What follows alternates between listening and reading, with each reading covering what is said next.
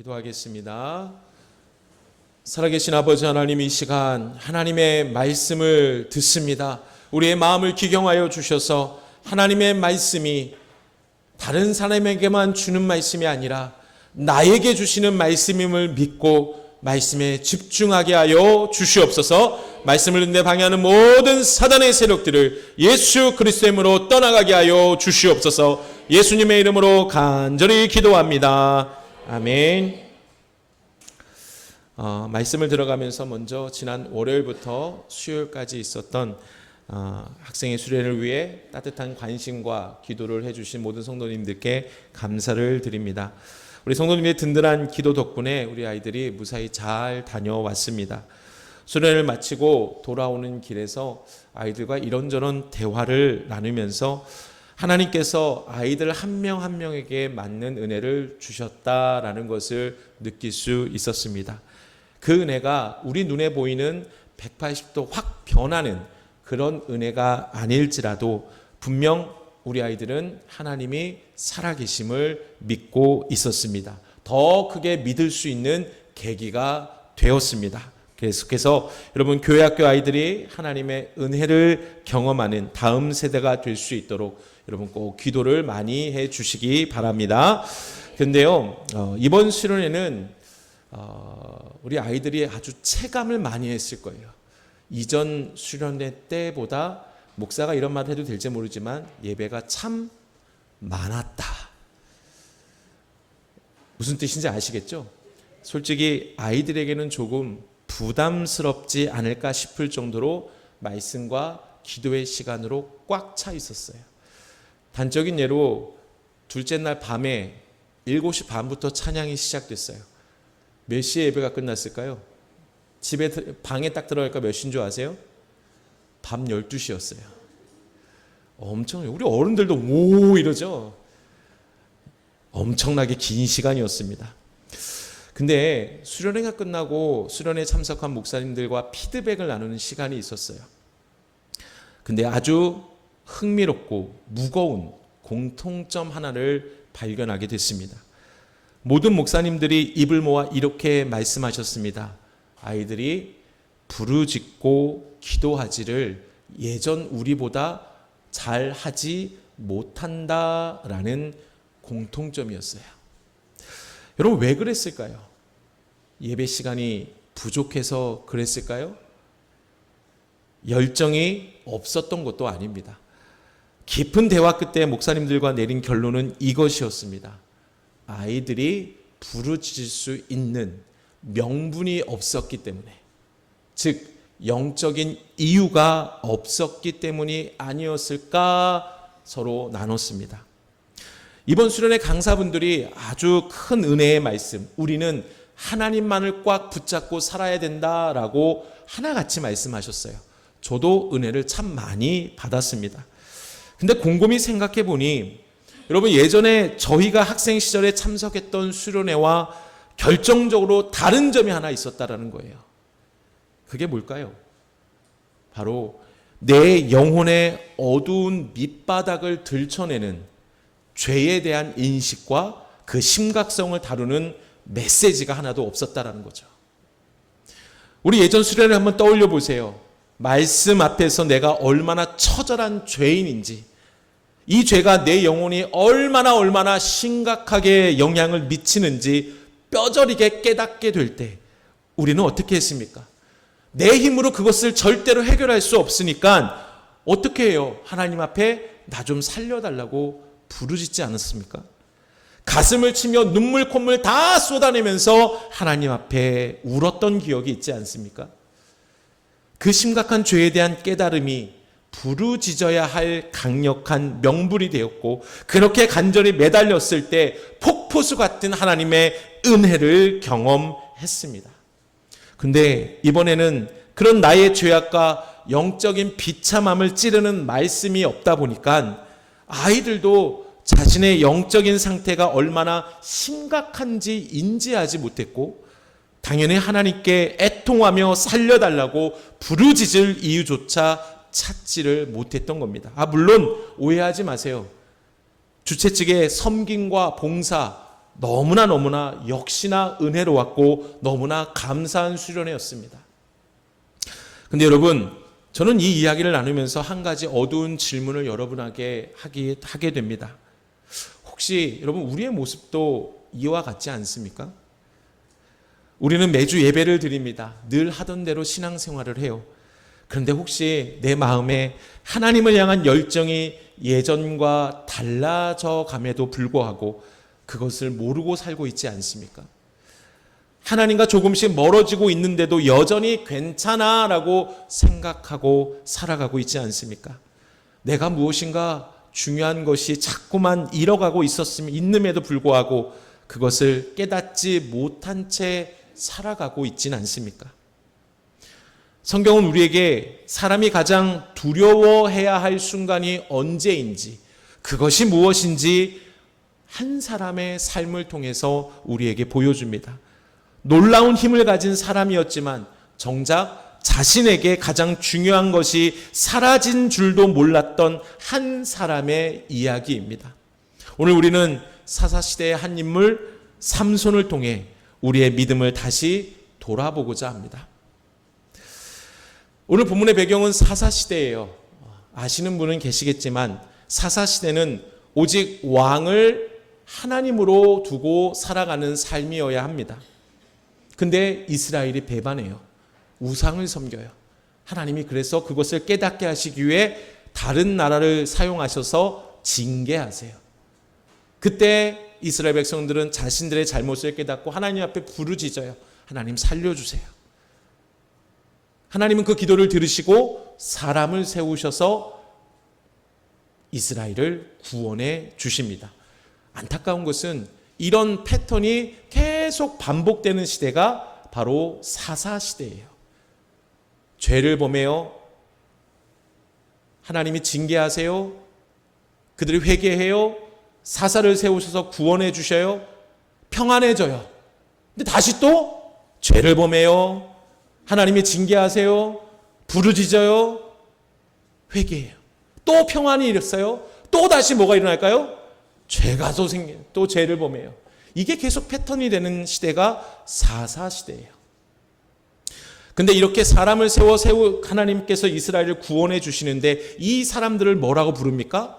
사사라 불러요. 사사. 중요한 것은 이 사사시대는 평가가 어떻게 돼요? 영적으로 암흑의 시대다라고 평가합니다. 이를 증명해 주는 대표적 사람이 누구냐? 안타깝게도 사사였던 삼손입니다. 우리는 흔히 삼손을 생각하면 어떤 이미지가 떠오릅니까? 괴력을 가진 영웅, 그렇지 않습니까? 힘이 아주 강한 사람. 근데요, 성경을 잘 읽어보시면 성경은 결코 삼손의 그 영웅의 무용담을 그리려 하지 않습니다. 오히려 삼손은 하나님의 은혜 없이는 인간이 얼마나 철저하게 무너질 수밖에 없는지 보여주는 적나라한 거울과 같습니다. 삼손은 어머니 태중에 있을 때부터 철저히 구별된 나실인으로 부름을 받았습니다. 나실인은 민수기 6장에 보면 반드시 이 세 가지를 금기해야 돼요. 제일 먼저 뭐예요? 포도주를 마셔서는 안 돼요. 두 번째로는 사람이든 동물이든 시체를 가까이 해서는 안 돼요. 세 번째로는 머리에 삭도를 대서는 안 돼요. 그게 뭐예요? 머리를 잘라서는 안 된다라는 뜻입니다. 이것은 무슨 뜻입니까? 내 마음대로 살지 않고 하나님의 다스림을 받고 내가 살겠습니다라는 나실인의 결단의 상징이 이 세 가지 금기였어요. 여러분, 이것을 선악과와 연결할 수 있어요. 선악과를 하나님께서 왜 만드셨을까요? 우리가 그렇게 생각할 수 있죠. 아유, 하나님 선악과만 만들지 않으셨다면 우리가 이렇게 죄인이라고 맨날 고백하지 않아도 될 텐데 매일 에덴 동산에 살 수 있었을 텐데 왜 하필 하나님이 선악과를 만드셨습니까? 라고 우리가 반문할 수 있지 않습니까? 하나님이 왜 선악과를 만드셨을까요? 이 나실인과 연결돼요. 너희는 동산 중앙에 가장 잘 보이는 선악을 알게 하는 선악과를 절대로 따먹지 마라. 그러면 너희가 먹는 날에는 어떻게 돼요? 정령 죽으리라. 하나님, 차라리 만들지 않으면 되지 않았습니까? 근데 무슨 뜻이에요?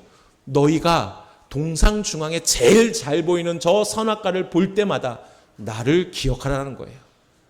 너희는 너희가 살 수 있는 게 아니라 내가 너희를 이끄는 하나님이고 너희의 주관자가 되기 때문에 너희는 내 말을 기억하고 내 말대로만 살아야 된다라는 것을 늘 의식하며 살라라는 거예요. 선악과를 볼 때마다.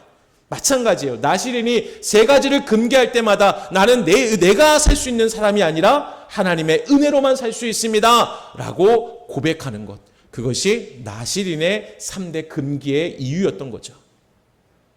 근데 사사기 14장부터 증거하는 삼손의 한번 행적을 보세요. 기가 막힙니다. 과연 이 사람이 나시린인가 라고 의심할 정도로 자기 멋대로 살아가고 있어요.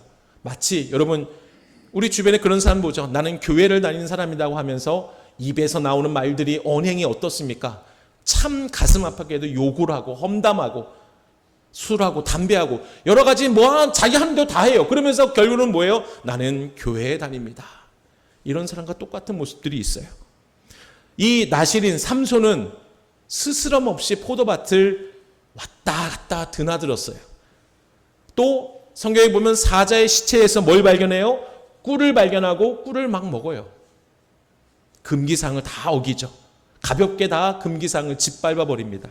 그리고 마침내 오늘 본문 16장 이르러 기생 들릴라의 무릎을 베고 누워 자신의 마지막 영적 보루였던 머리카락마저 내어줍니다. 파멸의 그 벼랑 끝에 서게 된 삼손, 도대체 그는 어쩌다 이 지경까지 이르게 된 것일까요? 오늘 본문은 벼랑 끝에 선 삼손을 통해 우리에게 두 가지 뼈아픈 영적인 진리를 던져주는데요. 가장 먼저 읽어볼까요? 시작. 죄는 단번에 우리를 무너뜨리지 않는다는 사실입니다. 여러분 쉽게 말하면 우리가 죄를 대수롭게 여기기 시작한다면 우리의 마음이 조금씩 죄에 대해서 무뎌지게 됩니다. 그리고 죄를 경계하는 힘도 계속해서 약해집니다. 사사기 16장을 보시면 들릴라는 삼손에게 당신의 힘의 비밀이 어디에 있습니까? 라고 집요하게 물어요. 그리고 삼손은 4번이나 대답을 해주죠. 근데 여러분 이 대답이 변해가는 과정을 우리는 유심히 봐야 돼요. 그가 어떻게 대답하는지. 가장 먼저는 뭐라 얘기합니까? 마르지 않은 새 활줄 7으로 나를 묶으면 나는 꼼짝 못합니다. 두 번째 대답 뭐예요? 쓰지 않은 새 밧줄로 나를 결박하면 나는 힘이 빠집니다. 세 번째 뭐예요? 머리털 7가닥. 우리가 성경에는 머리털 7가닥이지만 원문으로 보면은 7으로 따은 머리를 얘기를 해요. 당시 고대 사회에서는 그렇게 머리를 길게 닦는 그런 모습들이 많이 있어요. 그 7가닥을 7 따은 머리를 배틀실에서 짜서 만들면 나는 힘이 쫙 빠진다고 해요. 그리고 마지막 뭐래요? 진짜 마침내 내 머리를 밀어버리면 힘이 사라질 것이다 라고 진짜 비밀을 털어놓습니다. 여기 여러분 보세요. 처음과 2번 완전한 거짓말이에요. 삼손은 묶였지만 새 활줄 7개, 새 밧줄은 쉽게 다 끊어버렸습니다. 그러면서 아마 이렇게 생각했을 거예요. 이 정도는 아무것도 아니야. 내가 원하면 언제든지 다 끊을 수 있는 거야. 그는 위험한 상황을 가볍게 생각했습니다. 언제든 자신의 비밀을 말하는 것을 나는 멈출 수 있다. 나는 절대로 말하지 않을 것이다 라고 착각했던 것이죠. 근데 세 번째 보세요. 삼손은 자기 입으로 무엇을? 머리털 7가닥을 언급합니다. 뭐예요? 원수의 손을 자신의 가장 거룩한 구별의 상징인 머리카락 가까이로 끌어들이고 있는 거예요. 비밀로 가까이 끌어들이고 있다는 거죠. 여기서 그는 자신이 들릴라를 가지고 놀고 있다라고 생각했지만 사실은 그의 안에 해결받지 못한 죄가 삼손의 영적인 경계선, 죄에 대한 분별력을 야금야금 갉아먹고 있었던 겁니다. 이 정도는 괜찮아. 진짜 비밀만 말하지 않으면 아무 문제 없어. 삼손은 점점 위험을 느끼지 못하게 되었고 자신의 모든 것을 조절할 수 있다고 생각했습니다. 쉽게 설명해 드릴까요? 여러분, 어느 모임에 갔어요. 네, 모임에 딱 갔더니 누군가를 뒷담화하고 있어요. 험담하고 있어요.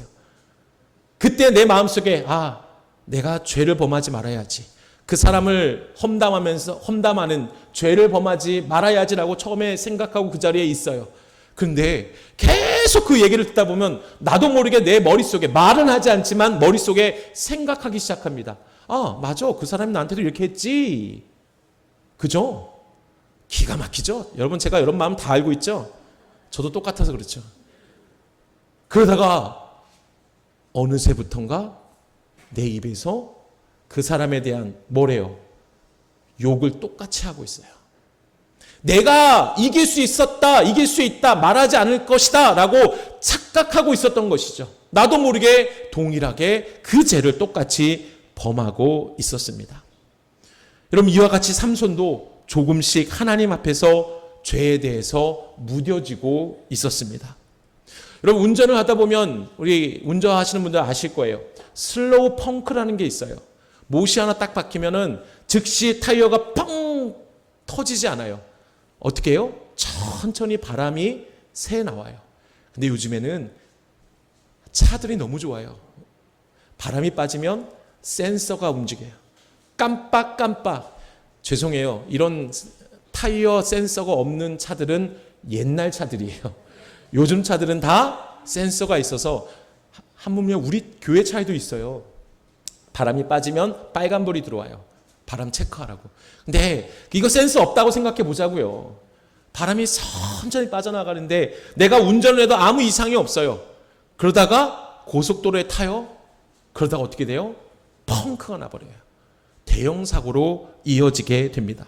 우리 신앙도 마찬가지예요. 죄는 어느 날 갑자기 사람을 무너뜨리지 않아요. 이 정도는 괜찮겠지, 내가 다 통제할 수 있어라고 허용하는 그런 작은 죄에 대한 타협들, 즉 기도를 하루 쉬는 것, 예배의 감격이 사라졌는데도 가볍게 여기는 것들, 말씀 묵상을 내일로 미루는 것, 이 작은 방심들이 영혼의 슬로우 펑크를 내는 거예요. 어제 기도 안 했는데 오늘 내 삶에 별 문제 없네. 이 무서운 무감각이 결국 하나님의 임재를 가볍게 여기도록 만든다라는 것을 우리는 반드시 기억하며 살아야 합니다. 죄에 대해 민감해야 돼요. 두 번째, 오늘 말씀을 통해 우리가 기억할 것, 시작.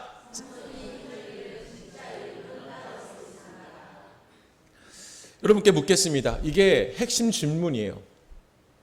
삼손이 힘을 잃게 된 이유가 무엇입니까? 왜 힘을 잃었어요? 질문이라는 거예요. 대답하시는 거죠. 왜 삼손이 힘을 잃었습니까? 오늘 말씀해 보면은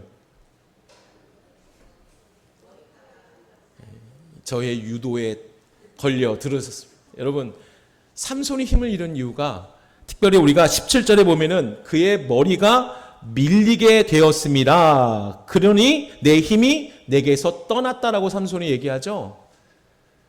아니에요. 성경을 잘 보세요. 20절 같이 한번 읽어볼까요? 시작.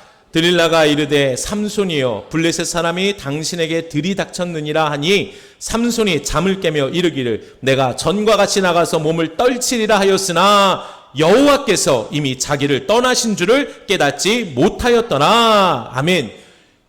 20절 하반주에 뭐라고 얘기합니까? 여호와께서 이미 자기를 떠나신 줄을 깨닫지 못하였더라. 말씀을 잘 보세요. 삼손은 자신의 비밀을 들릴라에게 알려주는 죄와 타협하게 되었습니다. 결국 잠에서 깨어나자 묶인 줄을 어떻게 해요? 끊지 못해요. 그런데 20절을 잘 보시면 그가 줄을 끊지 못했던 이유가 머리가 밀렸다라고 얘기합니까? 뭐라고 얘기해요?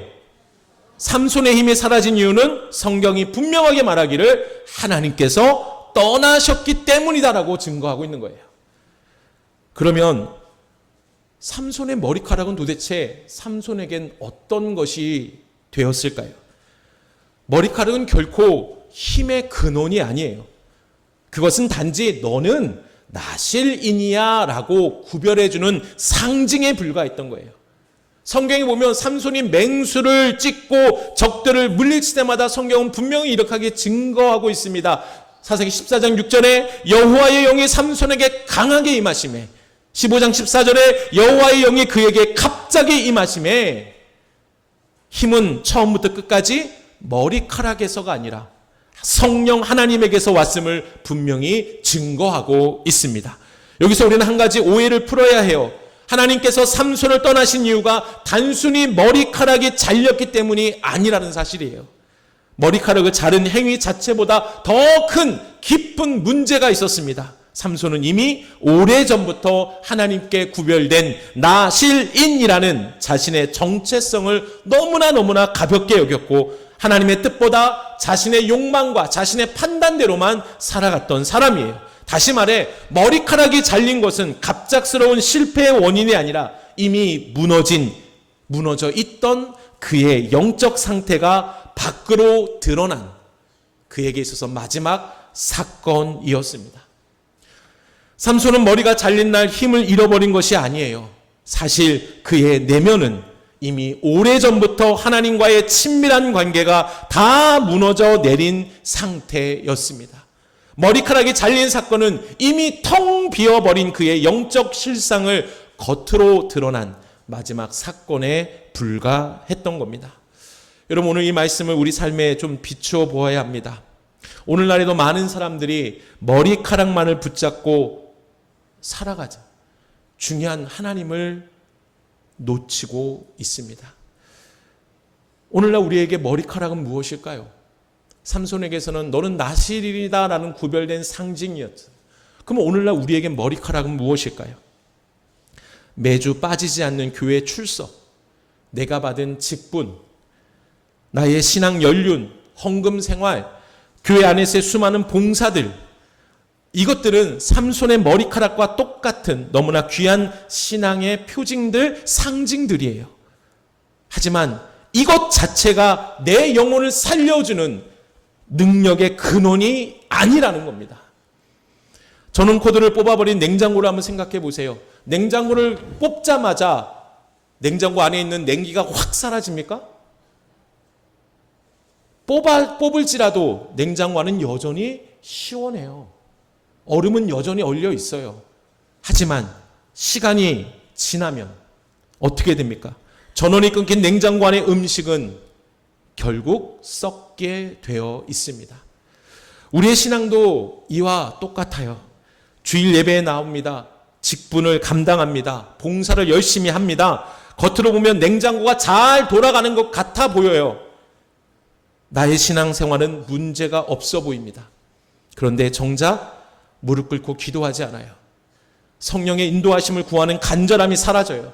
그러면 머리카락은 그대로 찰랑거리고 있는데 정작 하나님은 떠나버린 삶이 될 수 있다라는 거예요.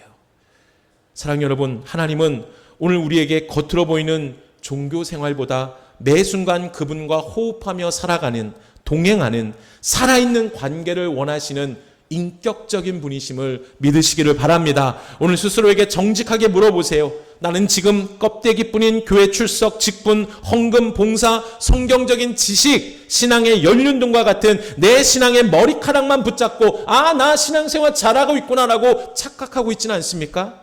아니면 내가 생명의 근원이신 하나님만을 꽉 붙잡고 살아가고 있습니까? 이제 우리는 결단하길 원합니다. 우리가 지금까지 살펴본 삼손의 비극, 죄에 대한 민감성이 떨어지고 결국 하나님이 떠나신 상태로 살아가지 않기 위해서는 우리는 과연 어떻게 하며 살아야 하는 겁니까? 삼손의 비극은 머리카락이 잘린 것도 또 나중에 두 눈이 뽑힌 것도 아니었어요. 진짜 비극은 하나님이 떠나셨는데도 그 사실을 전혀 몰랐다라는 겁니다. 그래서 오늘 설교 제목이 뭐예요? 사라진 줄도 몰랐습니다. 오늘 우리의 모습은 어떻습니까? 주일이니까 당연히 교회와 앉아 있고 오랫동안 해온 직분과 봉사의 자리를 지키고 있을 수 있습니다. 하지만 가장 중요한 질문이 있어요. 나는 지금 생명이신 성령 하나님과 동행하고 있는가? 우리를 살게 하는 힘은 머리카락이 아니라 오직 성령 하나님과 날마다 친밀하게 대화하고 동행하는 살아있는 관계뿐임을 여러분 믿으시기를 바랍니다. 그래서 우리가 꼭 두 가지를 이번 주에 우리가 결단하기를 원합니다. 가장 먼저 무엇입니까? 시작!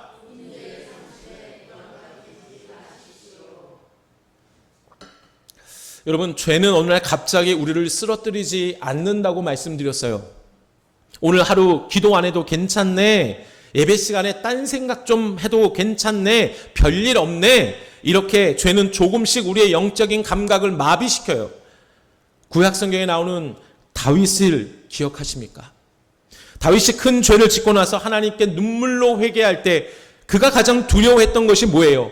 내 왕의 자리에서 쫓겨나는 것? 그것이 아니었어요. 시편 50편 읽어볼까요? 시작! 나를 주 앞에서 쫓아내지 마시며 주의 성령을 내게서 거두지 마소서. 아멘. 다윗은 알았어요. 돈을 잃고 명예를 잃는 것보다 내 안에 성령님이 떠나가시는 것이 가장 무서운 심판이라는 것을 다윗은 알고 있었어요. 사랑하는 여러분, 기도가 쉬워지고 예배의 감격이 사라졌는데도 마음이 아무렇지 않다면 그것은 정말 무서운 영적인 적신호예요. 매일 스스로에게 물어보시기 바랍니다. 오늘 하루 나는 하나님을 의식하며 살아있는가? 아니면 하나님 없이도 내 힘으로 잘 살 수 있다고 착각하며 살았는가? 이 질문 하나가 분명 우리의 영혼을 깨어있게 해줄 것입니다. 그러기에 매 순간 죄에 대해 민감하시기 바랍니다. 성령님의 도우심을 매일 구하며 살으시기를 간절히 바랍니다. 두 번째, 오른쪽 위에 보면 시작! 하나님 없는 성공보다 하나님과 함께하는 삶을 선택하십시오. 여러분, 오늘 본문을 잘 보시면 삼손은 자신의 몸에서 힘이 완전히 사라질 때까지도 하나님이 떠나신 줄 몰랐어요. 얼마나 안타깝습니까? 오늘날 우리도 삼손처럼 내 영적인 상태를 눈에 보이는 결과로만 판단할 때가 참 많습니다. 하나님과 멀어짐에도 불구하고, 멀어져 가고 있음에도 불구하고 사업이 잘 돼요? 하나님 나와 함께 하시는구나 생각해요. 하나님이 멀어진 것을 알지도 못하면서 건강하면 나 지금 괜찮구나. 삶에 아무 문제가 없으면 내 신앙생활 이 정도면 믿음이 좋은 편이지라고 안심하며 살아간다는 거예요. 그러나 삼손을 보세요. 삼손은 여전히 괴력을 부리고 힘이 넘쳐날 때 이미 그 내면은 점점 하나님과 멀어져 가고 있었어요. 눈에 보이는 힘이 있다고 해서 영혼이 건강한 것이 절대 아니었습니다. 그러므로 하나님이 나와 함께 하신다는 진짜 증거는 내 삶에 아무런 문제가 없는 것이 아니라는 거예요. 진짜 증거는 어제보다 오늘 더 하나님을 사랑하고 매 순간 하나님을 더 의식하며 살아가는 것임을 여러분 믿으시기를 바랍니다. 그래서 저는 이 찬양 너무 좋아해요. 찬송가 315장에 보면 내 주 되신 주를 참 사랑하고, 후렴 부분에 뭐라고 합니까? 이전보다 더욱 사랑합니다. 여러분, 이러한 신앙이 우리에게 있기를 간절히 바랍니다. 이러한 삶이 있는 성도가 하나님과의 관계를 소홀해하지 않는다는 거예요. 세상 사람들은 결과만 좋으면 다 좋다고 말해요. 돈 많이 벌고 좋은 직장 들어가고 자녀들이 잘 되면 그것이 축복이라고 생각합니다.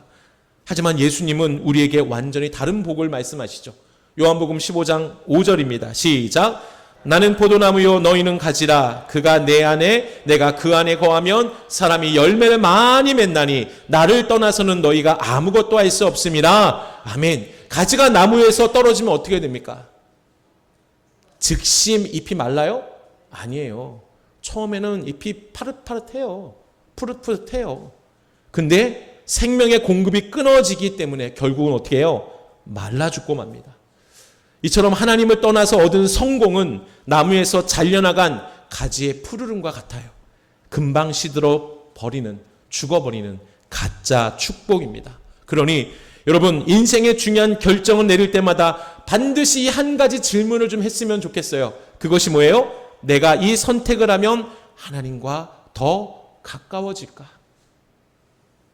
직장을 선택할 때도, 돈을 사용할 때도, 사람을 만날 때도, 우리의 시간을 사용할 때도 이 질문을 먼저 하는 거예요. 신앙은 단순히 죄를 안 짓는 것이 아니라 모든 선택 속에서 하나님과의 관계를 가장 소중히 여기는 삶임을 믿으시기를 바랍니다. 그리고 혹시 지금 우리의 삶이 하나님과 멀어져 있다면, 예배 가운데 감격이 없는데 아무런 내 삶의 변화가 없다면, 오늘이 다시 하나님께 돌아가는 은혜의 시작의 그 날이 될 것을 여러분 믿고 하나님의 은혜를 구하시기를 바랍니다. 기억하세요. 하나님의 임재를 잃어버리는 것에 무감각해지지 않도록 날마다 하나님을 의식하며 살아가는 우리가 되기를 원합니다. 하나님 없는 성공보다 하나님과 함께 하시는 삶을 선택하도록, 내가 이 선택을 하면 하나님과 과연 더 가까워질까라는 그 질문으로 살아가면서 날마다 하나님과 함께 하시는, 내가 하나님과 멀어져 가는 것 사실조차도 몰랐습니다라는 안타까운 삶이 되지 않기를 간절히 주님의 이름으로 축원합니다.